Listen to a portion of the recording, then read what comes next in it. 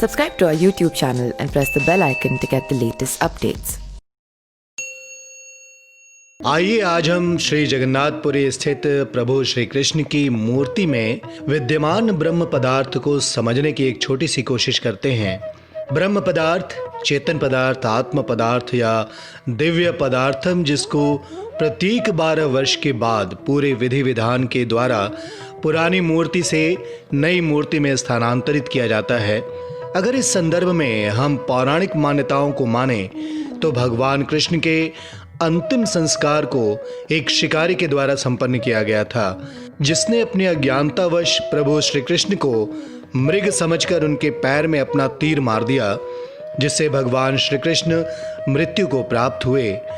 प्रभु श्री कृष्ण की मृत्यु के बाद वहां किसी और के उपस्थित न होने के कारण उसी शिकारी को प्रभु श्री कृष्ण का अंतिम संस्कार करना पड़ा था।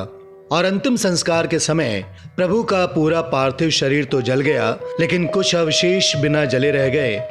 कुछ समय के लिए तो शिकारी ने उसे प्रभु की आज्ञा समझ अपने पास रख लिया, किंतु डर और भयवश उसने उसे नदी में प्रवाहित कर दिया, जो कालांतर में अनेक हाथों से होता हुआ पुरी के राजा को मिला, और उन्होंने ही उसे पुरी स्थित भगवान श्री कृष्ण की मूर्ति में प्रतिष्ठित कराया। ब्रह्म पदार्थ इतना गुप्त है कि जगन्नाथपुरी के पुजारियों को भी इसे देखने की अनुमति नहीं है। जब ब्रह्म पदार्थ को एक मूर्ति से दूसरी मूर्ति में स्थानांतरित किया जाता है, तब दिव्य पदार्थ को स्थानांतरित करने वाले पुजारियों की आंखों पर भी काली पट्टियां बांधी जाती हैं। यहाँ तक कि उनके हाथों में भी दास्ताने पहनाए जाते हैं, जिससे वो दिव्य पदार्थ का अनुभव भी ना कर सकें। और इसी के साथ पूरे जगन्नाथपुरी क्षेत्र की विद्युत आपूर्ति भी बंद कर दी जाती है। यहाँ तक कि किसी भी घर में एक दीप जलाने की अनुमति नहीं होती।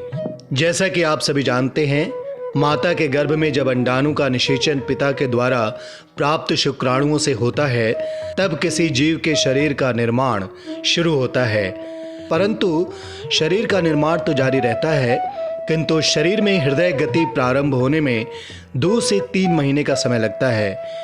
इस विषय पर आधुनिक विज्ञान आज तक कोई भी परिभाषा प्रतिपादित नहीं कर पाया कि जब शरीर का निर्माण प्रथम चरण में हो जाता है, तो हृदय गति या हृदय का निर्माण 2 से 3 महीने के बाद क्यों होता है। आखिर ऐसा कौन सा तत्व शरीर में प्रवेश करता है जिससे हृदय को स्पंदन और गति प्राप्त होती है, या सरल शब्दों में कहें तो हृदय को धड़कन प्राप्त होती है। वो कौन सा तत्व है जिसके कारण गर्भ में पल रहे नवजात को हृदय स्पंदन, गति और जीवन प्राप्त होता है।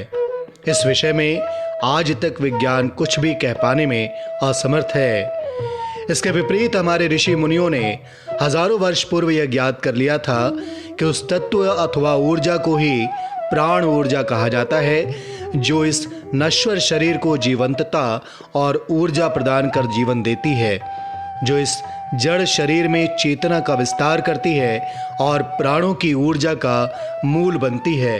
आगे की प्रक्रिया ईश्वर तत्व पर निर्भर करती है कि वो उस ऊर्जा को उसकी क्षमताओं के अनुरूप किस प्रकार का प्रयोजन में लाता है, और प्राण ऊर्जा सृष्टि की सृजनात्मकता ऊर्जा का ही एक अंश मात्र है। ये ठीक उसी प्रकार है जिस प्रकार कि हमारे पास एक 32,000 वोल्ट का एक जनरेटर हो और हम उससे मात्र 5 किलोवाट का आउटपुट ले रहे हैं। इसीलिए प्राण ऊर्जा अधिकतम उपयोग कैसे संभव है, इसके लिए सनातन धर्म और संस्कृति में अनेक व्यवस्थाएं बनाई गई हैं, जिसमें नियम, योग साधना, चक्र साधना, कुंडली साधना जैसे व्यवस्थाएं हैं। और इस ऊर्जा से न सिर्फ आपको शरीर की जीवंतता देखने को मिलती है, बल्कि इसके आश्चर्यजनक और अचंभित करने वाले परिणाम भी आपको देखने को मिल सकते हैं। अगर आप विचार करें तो प्रभु श्री कृष्ण को भगवान श्री हरिविष्णु का पूर्ण अवतार माना गया। उनकी ऊर्जा का स्तर क्या रहा होगा और उसकी क्या पराकाष्ठा रही होगी, और वही आज रहस्यमय तरीके से श्री जगन्नाथपुरी की मूर्तियों में स्थानांतरित होकर आज भी उपस्थित है। इसके अलावा कुछ विचारकों का ऐसा भी मानना है कि प्रभु श्री कृष्ण अपने समय और कालखंड से काफी उन्नत और विकसित अस्त्र शस्त्र और यंत्रों का प्रयोग कर रहे थे। जैसा कि हम सभी जानते हैं, प्रभु श्री कृष्ण सुदर्शन चक्र धारण किया करते थे।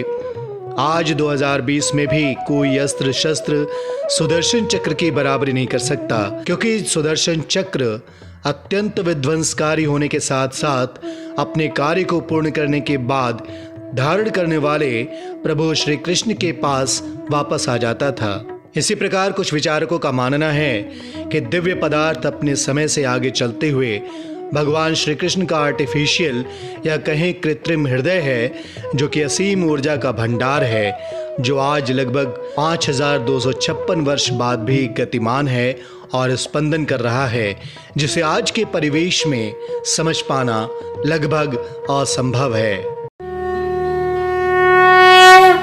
Subscribe to our YouTube channel and press the bell icon to get the latest updates.